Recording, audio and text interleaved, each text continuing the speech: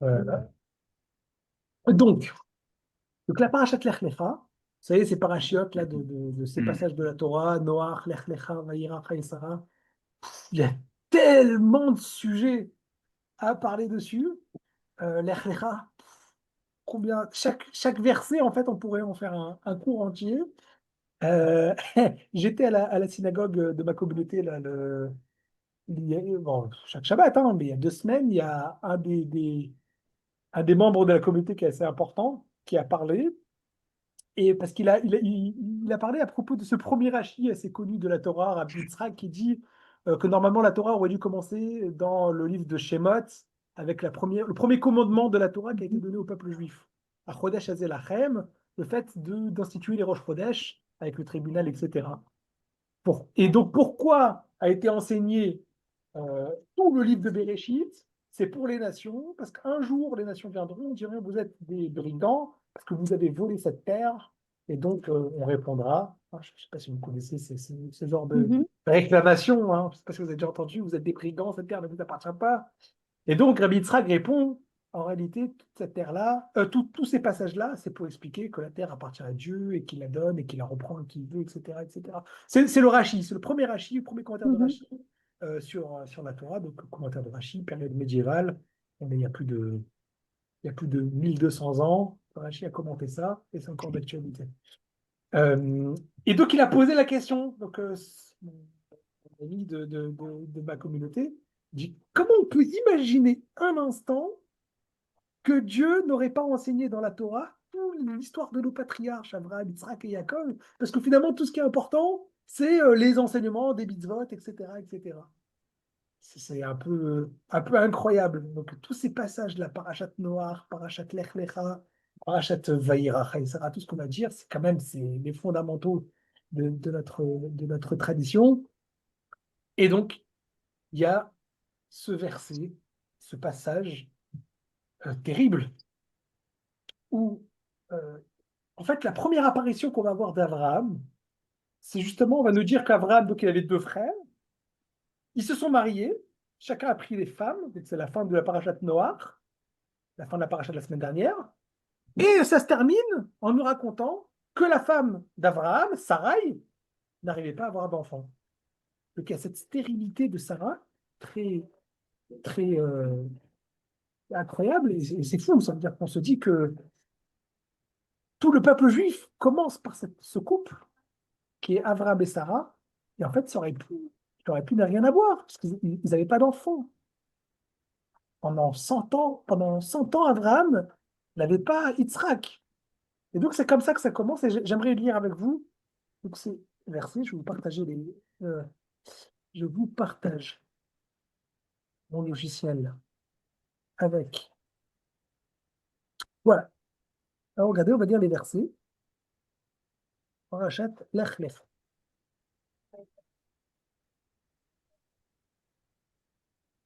Donc, ça se trouve, Perek Tetzaïn, donc chapitre 16.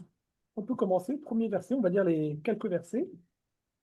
Le Sarai Eshet Avraham, lo yalda lo, vela shifra mitzrit, ushma agar. Donc Sarai, la femme d'Abraham, qui s'appelle encore Sarai et Avram, après ils vont transformer leur nom en Sarah et Abraham, ils n'avaient pas d'enfants. Or, Vela, regardez ici comment c'est marqué, Vela, et à elle, il y avait une servante égyptienne qui s'appelait Agar. Donc Sarah, on précise bien hein, que c'est la servante de Sarah, qui s'appelle Agar. Donc Sarah n'a pas d'enfant, Abraham et Sarah n'ont pas d'enfant, mais ils ont une servante. La mère Sarai et Abraham, Sarai parle à Abraham, son mari. Et c'est intéressant aussi de comparer, très intéressant de comparer les différents couples des patriarches, Abraham et Sarah, Yitzhak et Rivka, Yaakov, Rachel et Léa, etc. Parce qu'on voit qu'il y a beaucoup de scènes qui se ressemblent, mais leurs réactions vont être très différentes. Comme par exemple, j'aime bien mettre en avant la scène de la famine. Abraham arrive en Israël et il y a la famine, donc il va descendre en Égypte. Yitzhak se trouve en Israël, il va y avoir la famine. Il va vouloir partir en Égypte, Dieu va lui dire non, tu restes en Israël. Et Yaakov, il se retrouve aussi confronté à la famine. Et lui, par contre, il ne va pas descendre, lui, en Égypte, il va envoyer ses enfants. Donc c'est intéressant de voir les mêmes scènes. Et on a aussi la stérilité. Les trois patriarches ont été confrontés à la stérilité. Abraham, sa femme Sarah, était stérile. Yitzhak, sa femme Rivka, était stérile. Oui, il y a eu Mhm. deux trucs, parce qu'on dit que les deux, ils ont prié, et c'est la prière de Yitzhak qui a été Mhm. écoutée. Et on a Yaakov, alors ce n'était pas toutes ses épouses qui étaient stériles, c'était Rachel. Et donc c'est très étonnant parce que, par exemple, là, on a Sarah. Sarah, elle vient voir Abraham, elle lui parle, ils discutent, ils essayent de converser. Voilà, on a un problème, il faut qu'on trouve une solution. J'ai pas d'enfant, bah, viens, on va trouver une solution. Alors qu'on va voir, par exemple, que Yitzhak et Rivka, ils vont pas parler. Ils n'ont aucune communication entre eux. On dit que Yitzhak était d'un côté, Rivka, ils étaient de l'autre, et ils priaient chacun dans son coin. Il n'y a pas de rencontre. Mhm. Et après, on va voir Yaakov et Rachel, qui est une réaction complètement ahurissante, qu'il faudra, j'espère, qu'on y arrivera à en parler. Rachel, elle vient voir Yaakov, elle lui dit, j'ai pas d'enfant. Et Yaakov lui dit, mais qu'est-ce que j'en ai à faire? C'est pas mon problème, c'est ton problème. Sous-entendu, moi j'en ai d'autre part. J'ai d'autres épouses qui, eux, ont des enfants. Donc si t'as pas d'enfant, c'est ton problème. Donc on a Abraham et Sarah qui discutent ensemble, qui essaient de trouver une solution ensemble. On arrive qu'à Yitzhak qui ne discutent pas. Et il y a Yaakov et Rachel qui vont discuter, mais la réaction, elle est assez brutale. Donc bon, c'est une petite remarque intéressante. Tomer Sarah et Abraham. Sarah parle à Abraham. Inena atzarani Hashem iledet. Voilà, Dieu m'a empêché d'enfanter. Bona el shifrati. Je te donne comme conseil d'aller te marier avec ma servante. Ou l'aïe, Ibane Mimena. Peut-être que grâce à elle, je pourrais me construire. Ishma Avraham, l'école Sarai. Avraham a écouté le conseil de sa femme Sarai. Tikar, Sarai Eshet Avraham et Agar Mitzrit. Sarai, la femme d'Avraham, prend Agar, l'égyptienne, Shifrata, qui est sa servante. Vous avez vu, on soulève encore le fait que c'est sa servante à elle. Miketz et Shanim Meshavet Avraham d'Eretz Kenaret, parce que ça faisait 10 ans qu'Abraham était installé dans la terre de Canaan. La Titanota et Abraham Isha, l'Ole Isha, et elle a donné à Abraham son mari pour lui comme épouse. Okay. Donc Sarah n'a pas d'enfant. Elle vient voir son mari, elle dit, tu sais quoi? D'ailleurs, c'est terrible de penser une chose pareille. Dans la tradition juive, on appelle ça des tsarot. C'est la polygamie, théoriquement parlant, est autorisée dans la Torah. Concrètement Mhm. parlant, est-ce que c'est vraiment autorisé? J'avais écrit un post Facebook pour ceux qui m'ont suivi. Mhm. Mhm. J'expliquais que Adam et Ève se sont mariés. C'est écrit que la rencontre entre Adam et Ève, la relation entre Adam et Ève, ça s'appelle Ve'adam yada et travaishto. Adam a connu son épouse Chava. C'est-à-dire qu'il faut que la relation entre un homme et une femme soit une relation de connaissance. Mhm. Donc, un homme qui est marié avec plusieurs épouses, c'est seulement à condition qu'il est capable de connaître chacune de ses épouses de manière, il doit être de manière intégralement avec elle à chaque fois qu'il est avec elle. Et ça, c'est quelque chose qui est presque impossible à faire. C'est des cas très rares où une personne il arrive à construire une relation que chacune de ses épouses dans la polygamie, il arrive à vivre totalement avec chacune d'elles. Donc c'est pour ça que c'est très rare en réalité de réussir à autoriser la polygamie. Mais la polygamie est autorisée. Sauf que les femmes d'un mariage polygame, ça s'appelle des tsarot, des souffrances. Comme ça, on les appelle dans la Torah. Puisque chacune souffre de l'autre. C'est-à-dire que Mhm. finalement, ils partagent leur mari. Donc s'ils partagent leur mari, c'est une souffrance. Et là, on a Sarah qui vient voir Abraham et qui lui dit, bon, ben, je suis d'accord de rentrer dans cette situation de souffrance pour toi, pour qu'on puisse se construire ensemble. J'ai pas d'enfant, tu n'as pas d'enfant, bah ok, bah vas-y, tu vas aller chez ma servante. En plus, il lui donne sa servante, ça veut dire c'est quelque chose que ça veut dire que Sarah finalement se rabaisse à devoir donner sa servante à son mari pour que Abraham puisse avoir des enfants. Et regardez la conséquence. Vayavu el Hagar, donc Abraham vient chez Hagar, il se marie avec elle. Vatahar, ça veut dire que ça fait 100 ans qu'Abraham n'a pas eu d'enfant. Non, pas 100 ans parce que là on est un peu avant. mais ça fait des décennies, ça fait 90 ans qu'Abraham n'a pas d'enfant. Sarah, presque pareil. Et là, Abraham se marie avec Agar.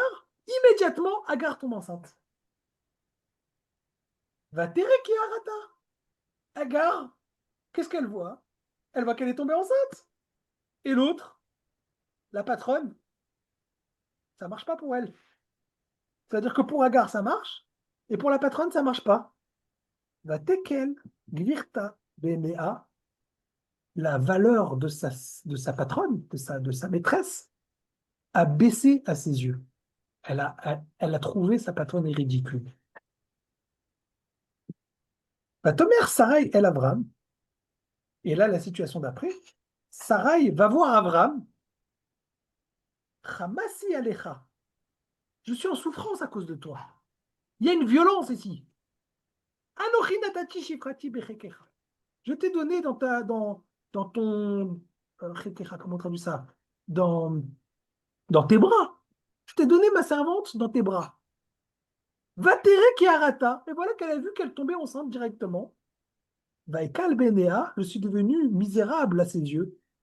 Ishpot Hachem béni ou benecha. Que Dieu soit juge entre toi, Abraham, et moi. Tout, tout est étonnant dans cette histoire. Sarah, elle montre, elle fait preuve d'humilité incroyable. Elle fait preuve elle se rabaisse pour son mari.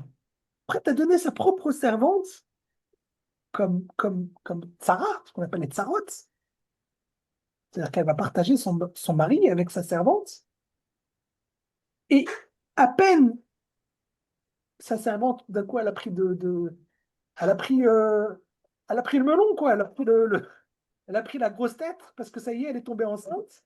Elle commence un petit peu à la rabaisser et directement elle va voir Abraham. Elle lui dit mais regarde ce qu'elle me fait. Regarde, moi je me suis rabaissé pour toi et regarde ce qu'elle me fait. Que Dieu soit juge entre toi et moi. Et Mais Omer, oui. je me demande si Sarah n'avait pas dans la tête, comment dire, de faire de Hagar plutôt une mère porteuse et d'adopter cet enfant qu'elle allait mettre au monde, non? Alors très très très bien. Il y a beaucoup de commentateurs qui parlent de ce mot-là, très étonnant. C'est écrit Oulai Ibané Mimena. Ça vient de ce que vous venez de dire, cette histoire de mère porteuse. C'était Oulai Ibané Mimena. C'est à cause de cette phrase-là. C'est écrit peut-être que je me construirai à partir de Oui, là. voilà. Donc il y a beaucoup de débats. Est-ce qu'une personne qui adopte, par exemple, un enfant, est-ce qu'il a accompli la mitzvah de Peria Veriga, le commandement d'amener des enfants au monde, le commandement de fructifier, multiplier? Il y a beaucoup de débats sur ce mot-là. C'est très intéressant, mais j'aimerais. Alors, on est même pas encore arrivé à la problématique que je voulais apporter ce que je voulais développer. Je pense pas qu'on va réussir à aborder tous les textes que je voulais voir avec vous ce soir, mais c'est très intéressant. Il y a beaucoup de choses à dire sur cette histoire-là de Oulaï Ibn Mimena, mais je ne veux pas rentrer dans ce débat. Mhm. Vayomer Avram El Sarai. Moi, ce qui m'intéresse, c'est la situation là de violence, où ils vont Mhm. rejeter, ils vont faire souffrir Agar. C'est là, c'est ce point-là qui m'intéresse, que je veux partager avec vous. Vayomer Avram El Sarai. Avram parle à Sarah. Iné Shifrater Beader. Ok. Avram, il est gentil, il s'occupe de sa femme, euh, Sarah, puisque c'est la servante. Il dit, écoute, il n'y a pas de problème. Toi, tu prétends que tu m'as donné ta servante pour qu'on construise une descendance. Elle te fait souffrir. Bon, ben prends la servante dans tes mains. Asila Atov Ben Naïr. Ce qui est bon à tes yeux, il va falloir que tu fasses. Et qu'est-ce qu'elle a fait, Sarah? Regardez le mot. Vate Anea Sarai. Inouï. Inouï. Inouï Nefesh. Vous savez le mot qu'on utilise, qui est utilisé par la Torah pour nous dire comment on doit se comporter le jour de Kippour. À Kippour, il faut être en souffrance. C'est pour ça qu'on ne met pas de chaussures en cuir, c'est pour ça qu'on ne se lave pas, etc. Tous les symboles de la souffrance, on ne mange pas, on ne boit pas. Ça s'appelle une souffrance. C'est le mot inouï. Et Sarah, qu'est-ce qu'elle a fait? Elle a fait souffrir, elle a fait souffrir Agar. Souffrir. Sarah. notre matriarche, notre ancêtre, celle avec qui le peuple juif va se construire, a fait souffrir Agar. Conséquence, Vativrach mipanea, Agar était tellement en souffrance, il y en a qui disent qu'elle a perdu son bébé, et elle a fait une fausse couche. Elle était tellement en souffrance, c'était plus respirable, à tel point, elle a pris ses pieds et elle s'est enfuie. Et dans sa fuite, il y a une tsar malach Hashem, il y a un ange de Dieu qui la trouve, Al-Ain Amaïm Bamidbar, un oasis en plein milieu du désert, à la Aïn Bederer Shur, à la source dans le chemin de Shur. Omer Agar Shifrat Sarai Emizebat, Vana Telechi. Il lui demande, toi Agar, la servante de, de, de Sarah, mais où est-ce que tu vas? La Tomer, elle dit, Mipne Sarai Gvirti Ani Borachat. Je m'enfuis de Sarai, ma maîtresse. On parle de Sarah. On est en train de parler de Sarah Imenu. Sarah, la femme d'Abraham, la mère d'Yitzhak, sur qui le peuple juif, elle a fait souffrir Agar, à tel point qu'elle est en train de dire, je suis en train de m'enfuir de la souffrance qu'elle me fait. Vayomer la malach Hashem, l'ange de Dieu, parle à Agar, elle dit, Chouvi el gvirter, retourne chez ta maîtresse, Vetani tachat yadea. Je te demande de rester dans la souffrance chez ta maîtresse. Vayomer la malach Hashem, arbe arbe zarech, velu sefer merov, sache que tu auras une grande descendance. Vayomer la malach Hashem, voilà, tu vas voir, iné harar, voilà, tu vas retomber enceinte, parce qu'elle avait fait une fausse couche, tu vas retomber enceinte. Veyalat ben, tu vas avoir un fils, et karat shemo Ishmael, tu vas l'appeler Ishmael, qui shema Hashem alonière, car Hashem a entendu ta souffrance. Oui, est Péré Adam, ce sera un sauvage, Yado Batkol, il aura sa main partout, Viad Kolbo, ce sera un voleur. Et devant ses frères, il s'installera. On a une scène invraisemblable. Sarah, on ne va pas le répéter encore une fois, Sarah, notre ancêtre, la vertueuse Sarah qui fait souffrir Agar. Agar se sauve. Tellement c'est irrespirable et impossible de vivre de cette manière-là. Elle se retrouve dans le désert. Il y a un ange qui vient la voir. Où va Be'er la Chayroui? Non, Be'er la Chayroui, c'est ça. Oui, Be'er la Chayroui. Comment elle va appeler cet endroit Be'er la Chayroui? Kenkara la Be'er la Chayroui. La source où j'ai vu la révélation. C'est-à-dire qu'elle va voir droit à la révélation grâce à ça. Qui lui dit, tu vas avoir un enfant qui s'appelle Ishmaël, car Dieu a entendu ta souffrance. Et ce Ishmaël-là, ça sera un sauvage. Regardez ce qu'il dit le Ramban. Commentaire du Ramban. Nachmanide. Des commentaires terribles. Terrible ce commentaire. Vatahane Sarai vativach mipanea. Sarai a fait souffrir Agar et elle s'est enfuie de devant ça. Chata imenu beinui azé. Notre matriarche Sarah a fait une grave faute en la faisant souffrir. Vegam Abraham. Et la faute, elle aussi, elle reposait sur Abraham. Pourquoi? Parce qu'Abraham a donné l'autorisation à Sarah de la faire souffrir. Notre couple de nos ancêtres qui ont fondé le peuple juif, dit les Nachmanides, ils ont une faute sur leur épaule. Pourquoi? Sarah parce qu'elle a fait souffrir Agar, Abraham parce qu'il a laissé faire.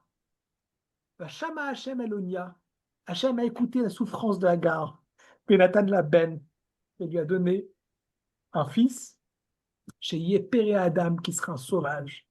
La Hanot Zera Avraham et Sarah Bechol Minaïnouï, qui vont faire souffrir la descendance d'Abraham et Sarah de toutes sortes de souffrances. Waouh! Merci. Merci pour cette réaction. Comment? Ok. Comment c'est possible? On a le Ramban qui nous dit que toutes les souffrances qui nous arrivent, c'est à cause de ça. Mais comment on peut supporter une chose pareille? C'est incroyable. Sarah a fait souffrir Agar. Agar est partie se sauver à cause de ça. Elle a prié Dieu. Il y a un ange qui est arrivé, qui lui a dit, voilà, ben, tu vas avoir un enfant qui sera un sauvage. Nous dit le Ramban, à cause de la faute de Sarah et Abraham, on subit jusqu'à aujourd'hui que Dieu a écouté cette souffrance et qu'il lui a donné un fils sauvage qui va nous faire souffrir la descendance d'Abraham et Sarah. On ne peut pas s'empêcher de faire des comparaisons là, hein. Alors voilà, oui. Alors, moi, quand j'étudie ces passages-là, je mets toujours en garde.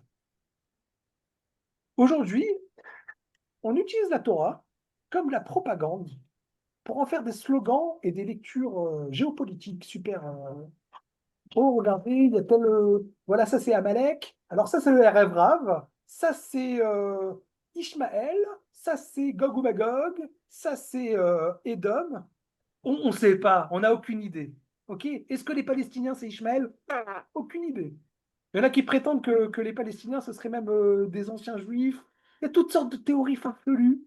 Est-ce qu'on peut dire des choses pareilles? Je ne sais pas. Donc, je pense que quand on étudie ces passages-là, il ne faut pas s'empresser de vouloir faire des comparaisons. Bien qu'on est tenté, bien Mhm. que nous sommes tentés, Tant pis.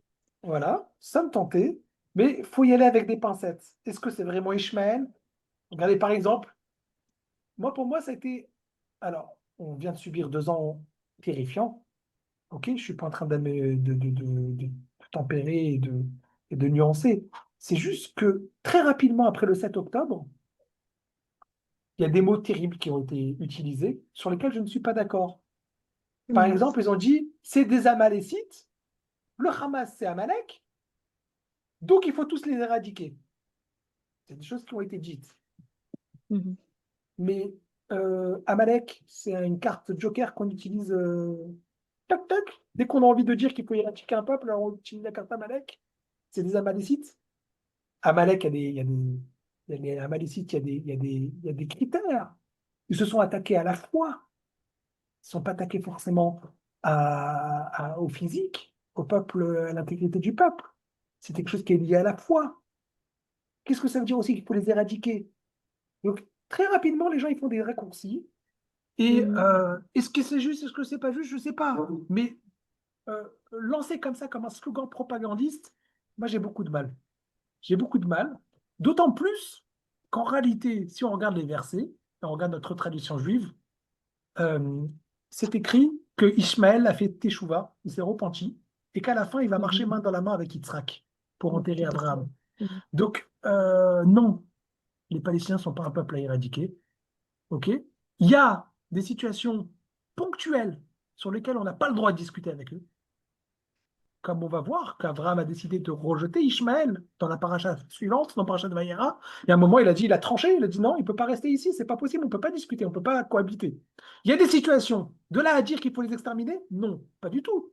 Invraisemblable de dire une chose pareille. Mhm. Ça veut dire qu'il faut réussir à mettre des mots. Voilà. Donc, faire des comparaisons, utiliser des jokers et tout ça, moi je pense qu'il faut y aller avec beaucoup de pincettes. Moi, ce que je vous propose, ce que je suis capable de faire par contre, c'est de prendre les versets, prendre les commentateurs et regarder ce qu'on a, et après à chacun d'en faire ses conclusions qu'il a envie avec maturité et chacun avec sa façon de faire. Mais voilà, nous ce qu'on a, c'est on a les versets. On a ici Ramban Nachmanide qui nous dit qu'Abraham et Sarah ont fauté et qu'à cause de ça, Ishmaël est né et on subit les attaques d'Ishmaël à cause de cette faute. Ça, c'est la lecture de Nachmanide. J'aimerais vous faire lire une autre façon de voir les choses. C'est la lecture du natif, Rabbi Naftali Tzvi Berlin, que vous m'entendez souvent citer. Euh, voilà, je vais vous lire. Il dit que c'est impossible de dire qu'Abraham et Sarah ont fauté. C'est pas possible. Pourquoi? Parce qu'on a un autre enseignement. Regardez. Je vais vous lire dans les trucs. C'est dans la parashat Chayé Sarah.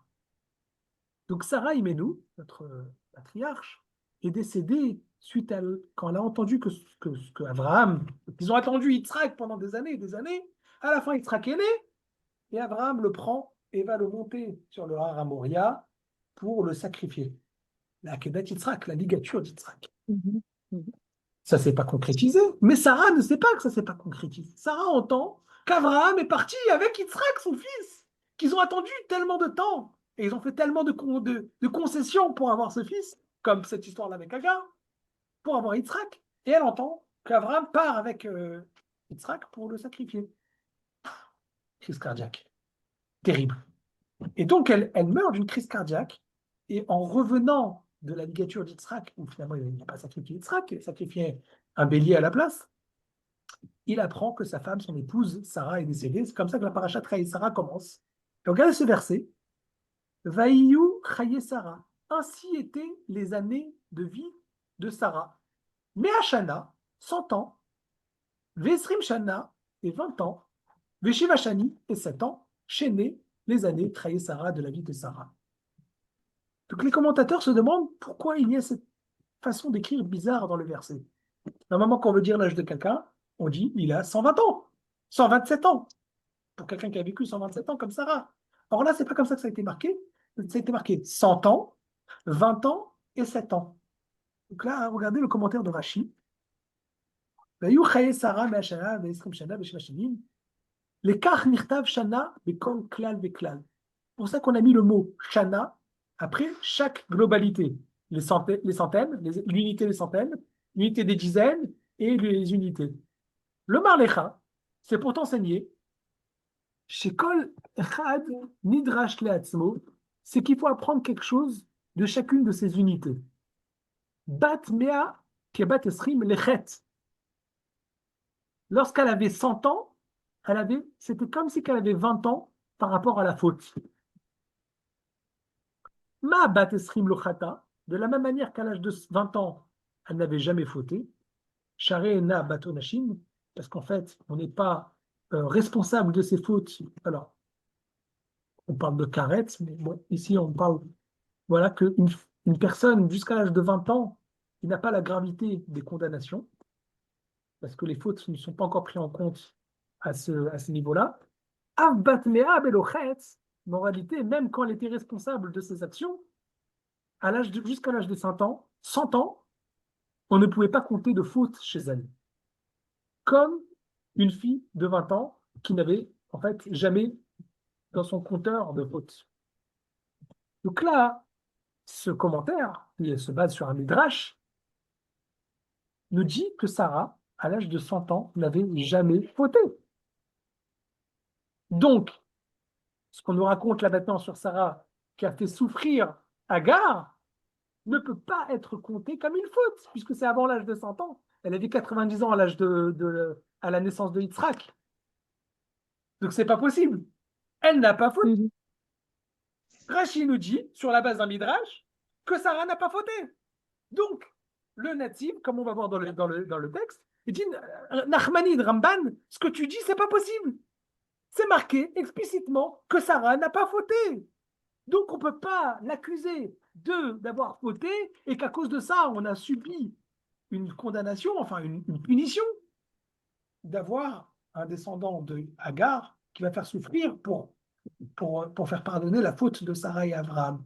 Elle n'a pas fauté. Mhm. Alors, comment comprendre que Sarah ait pu faire souffrir? C'est quand même terrible. Elle a fait souffrir Agar à tel point que Agar s'est enfuie. Comment comprendre? Et comment comprendre que ce ne soit pas une faute? Mhm. Alors, regardons le natif dans les mots. C'est un peu long, peut-être qu'on va passer des parties.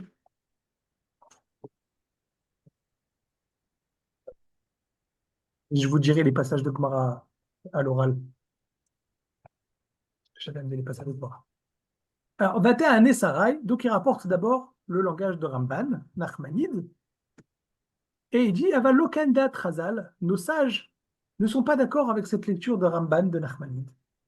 Puisque c'est écrit Sarah Shaitat Mima Bemaasea, Sarah était intègre dans ses actions, comme on a vu avec Batmea et Batesrim, quand elle avait 100 ans, c'était comme l'âge de 20 ans. Et regardez le Midrash, il dit quelque chose que Rashi n'a pas rapporté. Amar Rabbi Yochanan. Rabbi Yochanan nous enseigne que Ada Igleta Tmima. Elle était comme, je ne sais pas comment on dit bien en français, un veau tendre, intègre, sans aucun défaut. La comparaison de Sarah, c'était comme un veau tendre qui était intègre. Et je vous le dis un petit peu à l'oral, comme ça on va passer jusqu'à la fin, si je vais vous dire toute cette partie-là à l'oral. Et il dit que les sages n'ont pas expliqué.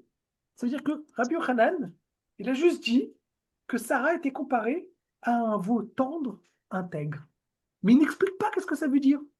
Et ça continue l'enseignement. Et les commentateurs n'ont pas rebondi sur cette expression-là comme un veau tendre, intègre. Et ils rapportent qu'on dit la même expression sur une autre personne. C'est qui? C'est le prophète Samuel. Shmuel, le Midrash rapporte sur lui qu'il était considéré comme un veau tendre, intègre. Pourquoi les deux? Alors, à quel propos on rapporte ça sur Samuel? C'est Samuel, c'était le fils de Hana. Il y avait Elkana qui avait deux femmes, Hana et Penina. Penina avait des enfants, Hana n'avait pas d'enfants. Hana est partie prier, c'est celle qui a inventé la prière qu'on murmure, la Hamida, d'accord? Parce qu'avant, les gens, ils parlaient à haute voix. Elle se met à parler dans son cœur. Donc, elle disait les choses sans qu'on les entende. Et il y a le Kohen Gadol, le grand prêtre, Élie, qui la voit et qui a pensé qu'elle était sous. Elle lui dit, mais comment tu peux être sous à l'intérieur de l'enceinte du temple? Et elle commence à lui crier dessus.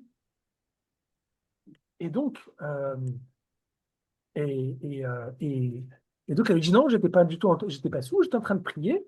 Et après, elle a eu un enfant qui s'appelait Samuel, un enfant qui s'appelait Samuel, et Hannah va l'offrir pour le rendre saint, pour le rendre kadosh, va l'offrir au temple. Et donc, en fait, il va grandir à la proximité de Élie, et il va grandir dans la sainteté du temple.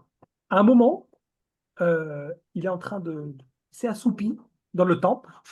Et là, il y a une voix avec la voix d'Élie qui se met à lui parler et qui lui dit, excusez-moi, il y a quelqu'un qui a toqué. C'est bon, ami? Ah, merci. On ne sentait pas de toquer. Excusez-moi. Et donc, le prophète, en fait, c'est pas le prophète Élie, c'était Dieu. C'est Dieu qui s'adresse à Samuel qui s'était assoupi à l'intérieur du temple. Et qui l'appelle, qui lui dit Shmuel, Shmuel, avec la voix d'Élie pour ne pas qu'il ait peur, etc. Et c'est à ce moment-là, on dit que Shmuel, il était considéré comme un veau tendre, intègre, sans défaut. Et donc, il demande, le natif, il demande quel rapport entre les deux. Et donc, il va faire un petit développement, comme on peut faire dans la Gemara. C'est dans le traité Baba Kama, on parle des dégâts que les biens peuvent causer. On en a parlé tout à l'heure avec Thierry. Les biens peuvent causer à d'autres biens. Et donc, on prend comme modèle, c'est les dégâts qu'un taureau, qu'une vache, un veau peut faire. Et on considère les dégâts comme trois catégories. Chêne, la dent, régel, la patte, et keren, la corne. Et en fait, on va catégoriser toutes les sortes de dégâts qu'un bien peut faire à l'autre à l'intérieur de ces trois catégories. Chêne, en fait, c'est quand on a un animal qui va faire un dégât chez l'autre, mais en ayant un certain profit. C'est-à-dire que l'animal, par exemple, il est parti brouter dans le champ d'autrui, et donc, en fait, en broutant, il ne voulait pas faire du mal au champ, mais l'animal voulait juste profiter, c'est-à-dire manger. Donc, tous les dégâts où l'animal a un certain profit seront rangés dans cette catégorie. Deuxième catégorie, c'est régel.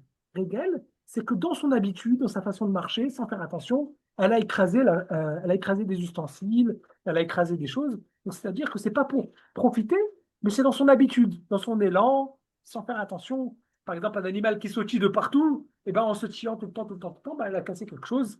Donc ça, c'est ce qu'on va mettre dans la catégorie de régel. Et il dit qu'il y a une autre catégorie, c'est keren. Keren, c'est un cas particulier. C'est un animal qui va se comporter de manière inhabituelle et qui va, de manière volontaire, faire un dégât dans les biens de l'autre. Par exemple, comme un animal qui va encorner un autre animal. C'est pas quelque chose de courant. Un animal, normalement, un taureau, il vit avec les autres taureaux en troupeau, et il n'est pas là intéressé à forcément l'encorner. C'est qu'il s'est passé quelque chose d'extraordinaire. Et donc ça, hein, c'est la catégorie de Keren.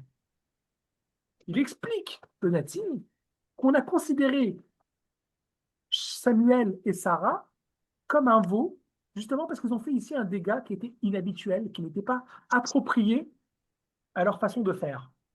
Samuel, par exemple, c'est qu'il dormait au temple. C'est interdit de dormir au temple. Le temple, c'est un endroit saint. On n'a pas le droit, hein, quand on est à l'intérieur de l'enceinte du temple, on n'a pas le droit de sortir nos pensées de la sainteté de cet endroit.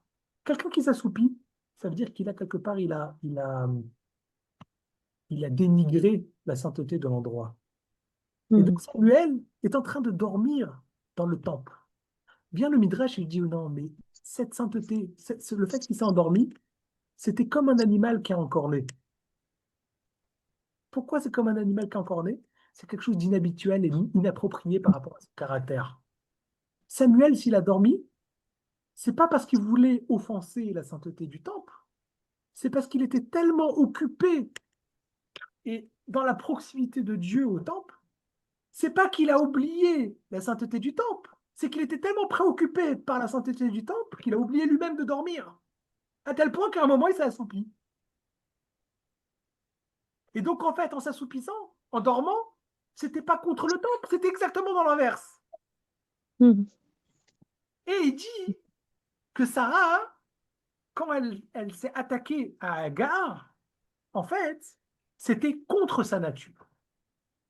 Elle n'a Mhm. pas fait quelque chose. Il y a des gens, par exemple, leur habitude, c'est d'attaquer tout le monde. Ils sont là, ils font du mal à tout le monde. Bon, ben, c'est son habitude. Sarah, elle a agi contre sa nature. Elle a agi, elle a fait souffrir Agar. C'était pas son habitude de faire souffrir des gens. Mhm. Alors, regardez, on va voir maintenant, je vais lire avec vous dans les mots.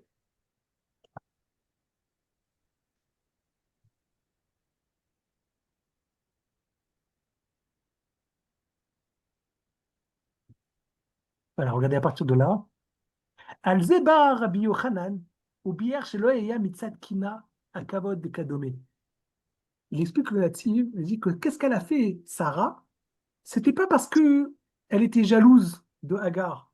Elle a fait souffrir Hagar, pas parce qu'elle était jalouse d'Hagar, pas parce qu'elle s'est sentie offensée dans son ego, ou des choses qui ressemblent. Et là, Aya Nogea la Avodat Hashem. Il y a eu un moment où elle a senti que les actions d'Agar, ils ne s'attaquaient pas à elle, mais à Dieu. Mhm. Bacher et Vina Sarah, chez Bema, chez Ikila Agar Bechvoda, Afalgab, chez Aïta Morzeket Etzla Bishum Safek Mirat Hashem Meod. Dit Agar, elle avait conscience pertinemment que Sarah était une grande sadékette. Agar le savait. Pourquoi elle le savait? Vous avez vu que dans les versets, c'est écrit explicitement, à plusieurs reprises, qu'on parle de Agar l'Égyptienne. Pourquoi Agar l'Égyptienne? Parce que Abraham et Sarah, je l'ai dit en introduction, quand ils sont arrivés en Israël, c'était la famine. Ils sont descendus où? En Égypte. Arrivant en Mhm. Égypte, il y a Pharaon qui a pris Sarah dans sa maison parce qu'il voulait se marier avec Sarah. Et il y a eu un ange qui est venu, qui a frappé la maison de Pharaon. Pourquoi Aldevar Sarah? À cause de la parole de Sarah. Pharaon se rendait compte de la sainteté de Sarah et combien il a subi à cause qu'il avait voulu porter atteinte à Sarah. Il a dit, ma fille, à moi, je préfère qu'elle soit la servante de Sarah plutôt que la princesse dans mon palais.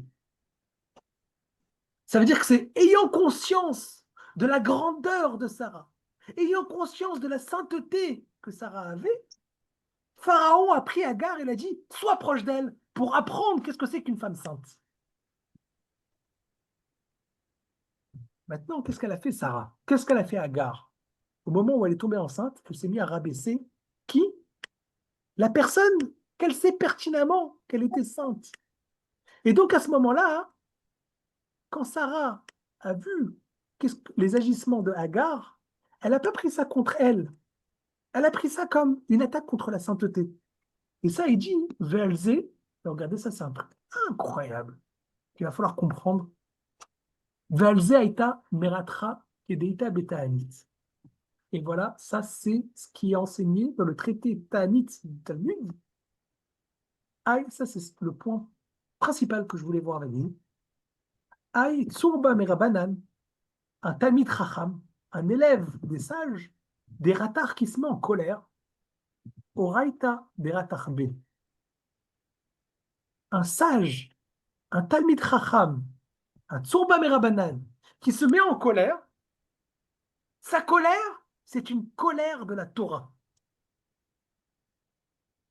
Ve'afalgav she'en ze agun, bien qu'il ne faudrait pas se mettre en colère. C'est pas bien de se mettre en colère. Yedi Itacham, comme c'est écrit là-bas dans le Talmud, faut pas se mettre en colère.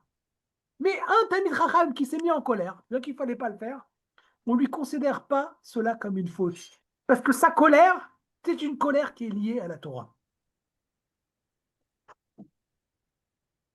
Je vais aller plus loin. Regardez, il y a un autre passage dans la Gemara que je voulais voir avec vous, qui est lié en fait à cela. Regardez. Va'amar Rabbi Yochanan mishum Rabbi Shimon ben Yotzadak. Rabbi Yochanan enseigne au nom de Rabbi Shimon ben Yotzadak. Kol Talmid Chacham. Un sage. Passe à la page d'après. She'eno nokem venoter kanachash eno Talmid Chacham. Un sage qui n'est pas capable de se venger comme un serpent, il ne peut pas être considéré comme un sage. C'est incroyable! Un sage qui n'est pas capable de se venger comme un serpent ne peut pas être considéré comme un Talmid Chacham. La Gemara demande, mais c'est impossible de dire une chose pareille. C'est écrit lotikam velotitor. C'est écrit que c'est interdit de se venger. Réponse de la Gemara, de quoi on parle? On parle de se venger. Quand c'est écrit que c'est interdit de se venger, c'est se venger par rapport à ce qu'on nous a fait par rapport à nos biens. Quelqu'un, il veut prêter quelque chose à l'autre, il demande est-ce que tu peux me prêter, l'autre, il ne prête pas, il dit bah, demain, quand tu me prêteras, quand tu me demanderas de te prêter quelque chose, je ne te prêterai pas. Là, on ne parle pas de ça. On parle de se venger sur un comportement éthique. Quelqu'un qui s'est mal comporté, eh ben, il faut se venger contre lui. La Gemara demande, mais c'est pas possible, c'est écrit. Ah, Neelavim, Benamolvim, c'est écrit qu'un sage, c'est quelqu'un qui est capable de se faire, de recevoir une honte et de ne pas faire honte à l'autre, de ne pas répondre. La Gemara demande, ouais, qu'est-ce que ça veut dire ça? Qu'un Talmid Chacham qui n'est pas capable de se venger comme un serpent n'est pas considéré comme un Talmid Chacham. Qu'est-ce que ça veut dire qu'un Talmid Chacham qui se met en colère, bien qu'il n'aurait pas dû se mettre en colère, mais s'il s'est mis en colère, on lui pardonne. Pourquoi? Parce que sa colère, c'est quoi? C'est une colère de Torah. Et le natif nous dit, c'est ça ce qui s'est passé avec Sarah. Sarah s'est mise en colère contre Agar. Pourquoi? C'est pas considéré comme une faute. Pourquoi c'est pas considéré comme une faute? Parce que ce qu'elle a fait, c'était de la Torah. Et c'est très étonnant, parce qu'à ce moment-là, on dirait que toutes les personnes qui font n'importe quoi au nom de la Torah, alors ça y est, c'est possible. Non, la Gemara, elle pose des questions. Comment c'est possible? Dans quel contexte, c'est ça? Je vais vous dire, c'est basé sur le Maharal. On veut le dire à l'oral. On va aller vers la conclusion. Je vais vous le dire à l'oral. Le Maharal, il explique ce passage dans le Be'er Hagolah pour expliquer qu'est-ce que c'est qu'un Talmid Chacham. Et je pense que c'est ça le secret de ce qui s'est passé avec Sarah et pourquoi on ne le considère pas comme une faute. C'est que la Torah, l'enseignement de la Torah, c'est pas une indication éthique pour savoir comment bien se comporter, comment. C'est pas quelque chose pour nous améliorer un petit peu. La Torah, il faut que ce soit une partie de nous. Il faut que l'enseignement de la Torah, ça nous parle. C'est écrit là-bas, la Gemara. Alors, je vais juste prendre le mot, parce que ça va nous aider pour comprendre ce que je veux dire. Dans le Talmud de Ta'anit, regardez les mots précis.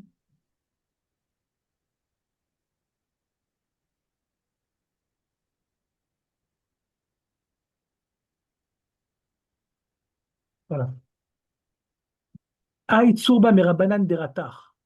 Un sage qui se met en colère, Oraita ou des kamartachale, c'est pour la Torah qui s'est mis en colère, chez Neymar, comme il est écrit dans le verset, Allo ko divrei ke esh Hashem. Parce que c'est écrit dans le verset qui se trouve dans Jérémie 23. Car ma parole, c'est comme du feu, a parlé Hachem. Car Mhm. ma parole, c'est comme du feu. Il explique bien le natif. On ne demande pas à un Talmid Chacham de se mettre en colère. Non, c'est pas ça l'indication. Mais s'il s'est mis en colère, comment l'accuser? La Torah, c'est du feu. Qu'est-ce que ça veut dire, c'est du feu? C'est-à-dire, c'est quelque chose qui nous prend. C'est quelque chose qui nous fait partie de nous, qui nous fait vivre, qui nous fait devenir chaud pour ces paroles-là. C'est quelque chose, c'est pas quelque chose de sympathique. C'est pas quelque chose qui est agréable. C'est pas quelque chose qui nous apporte un petit quelque chose en plus dans la Torah. C'est toute notre vie. Quand on voit que toute notre vie est attaquée, faut pas se mettre en colère. Mais comment vouloir à quelqu'un qui vit la Torah pleinement, qui s'est mis en colère pour elle, quelqu'un qui n'est pas capable de se venger pour la Torah, ça veut dire que c'est pas un vrai Talmid Chacham. La Torah qui est en lui, c'est pas une vraie Torah. Pourquoi? Parce qu'il ne le vit pas pleinement. Ça le prend pas aux tripes. C'est juste quelque chose de sympathique. C'est une belle morale. C'est agréable. Mais c'est pas quelque chose qui le prend aux tripes. C'est pas quelque chose qui le fait vivre tellement qu'il peut sortir de ses gonds. Parce qu'on a touché à quelque chose qui est essentiel dans sa vie. Mhm. Sarah, qu'est-ce qu'elle a vu? Elle a fait quelque chose qui n'est pas de sa nature. Sarah, c'est quelqu'un de gentil. C'est pas quelqu'un de méchant. Il nous dit le natif, elle est considérée comme Eglatilta, Tmima, comme ce veau. Il dit pourquoi? Parce que le veau, c'est quelqu'un qui peut faire, c'est un animal qui fait des dégâts. Mais parfois, il y a des dégâts qui sont inhabituels. Le dégât qu'elle a fait là, contre Agar, c'est quelque chose qui est inhabituel. C'est pas normal de faire ça. Effectivement, elle n'aurait pas dû le faire. Elle n'aurait pas dû se mettre en colère. Elle n'aurait pas dû faire souffrir Agar. Mais comment lui en vouloir? On a attaqué ici, on parle de Sarah. Abraham et Sarah, c'est la base du judaïsme. Ils ont touché, ils ont mis les bases, ils ont mis les fondements, les yésodotes. Sarah, elle a senti que Agar est en train de s'attaquer à ce qui va être les fondations du peuple juif, les fondations de l'humanité. Comment rester tranquille face à ça? Comment rester calme? Comment ne pas s'énerver? Et quand elle a vu ça, elle a fait souffrir Agar, elle ne pouvait plus supporter. Est-ce qu'il fallait le faire? Il ne fallait pas le faire. Est-ce qu'on peut lui en vouloir? On ne peut pas lui en vouloir. C'est pas possible. Parce que oh, Tamitracham, des karatach, de Oraïta karatach. Bien évidemment, on parle de quelqu'un comme Sarah. Quelqu'un qui aujourd'hui dit ouais, je me mets en colère pour la Torah. Il faut aller vérifier est-ce qu'il vit vraiment la Torah. Est-ce que c'est quelque chose qui est vraiment tellement pleinement, ou alors il a utilisé la Torah pour pouvoir justifier ses colères? Ça, c'est une bonne question. Mais je pense que ce qu'il Mhm. faut tirer de là, le message qu'on vient tirer de là, c'est comprendre où on place les enseignements de la Torah dans notre vie. Est-ce que c'est Mhm. quelque chose d'agréable? Ou alors on comprend combien c'est essentiel, fondamental, et que ça doit nous changer notre vie à tel point que, qu'on est tellement attaché à ça qu'on peut sortir de nos gonds pour cette chose-là. Et on ne pourra même pas nous accuser de quoi que ce soit. Pourquoi? Parce que c'est tellement notre vie. Comment on peut accuser quelqu'un à qui on a touché quelque chose de tellement essentiel, tellement profond dans sa vie? C'est ça ce qu'elle est en train de nous enseigner, Sarah. Et le natif il nous dit on ne peut pas lui en vouloir à Sarah. On ne peut pas considérer que c'est une faute. Et d'ailleurs, il termine, la dernière phrase, et je terminerai sur ça.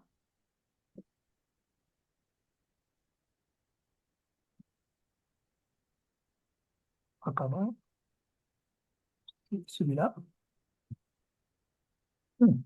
Il termine, il dit, il ne comprend pas ce que le Ramban Nachmanide a voulu dire, qu'à cause de ça, on souffre de Ishmaël.